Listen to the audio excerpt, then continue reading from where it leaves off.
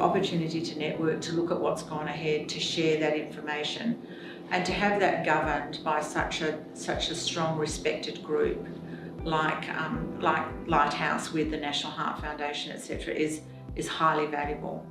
From an executive member point of view, it gives me the opportunity to promote this across the hospital.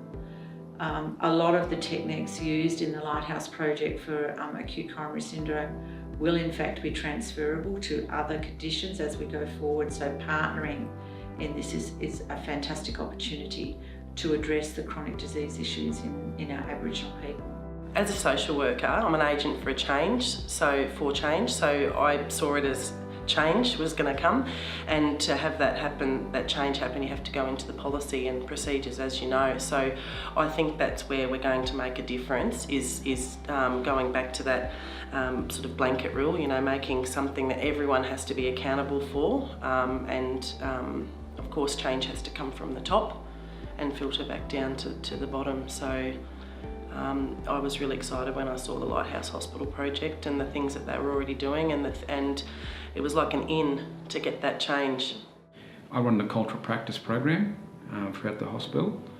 I've got facilitators in every region that can run the training as well.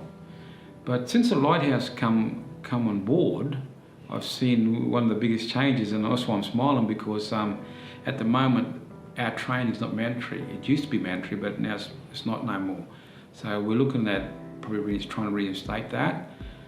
But even though it's not mandatory, since the Lighthouse project come on the cardiac ward, we've got our doctors turn up, a nurse, even the registrar turned up, cardiac registrar turned up the other day in my training, to do the training. So I think that is a big step, because of course with the Lighthouse project, they're coming along to do the cultural practice training. Because when you look at it, almost 30% of our consumers are Aboriginal, Torres Strait Islander. And so Lighthouse is leading the way by allowing these people to come along to the cultural practice program. So thumbs up.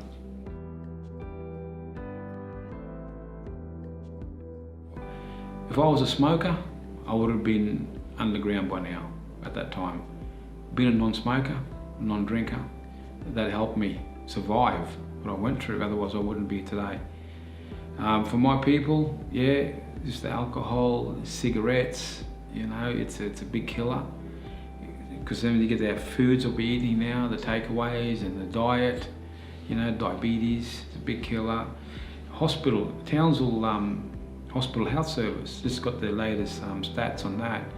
57% of our consumers are Aboriginal, Torres Strait Islander in the renal section for dialysis. Exactly, so that's pretty high. So what I'm trying to give a message now to our young people, don't get involved with alcohol and, you know, drinking, smoking. Watch your diet, because our traditional foods, these things weren't around. You know, there's no fat in kangaroo, you know, and our diet was very good. You look at our diet.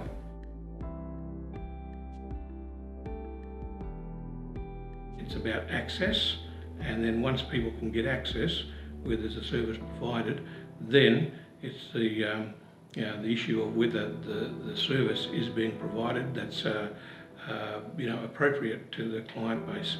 And when you've got Aboriginal and Torres Strait Islander people that live in 140 plus different nations within Australia, different languages, different cultures, different experiences, we don't have a one-size-fits-all. We have to really go down to looking at responses at the level of the client, and that's going to vary. So we might have a national program, but we have the responses to that national program should be very much tailored towards the clients.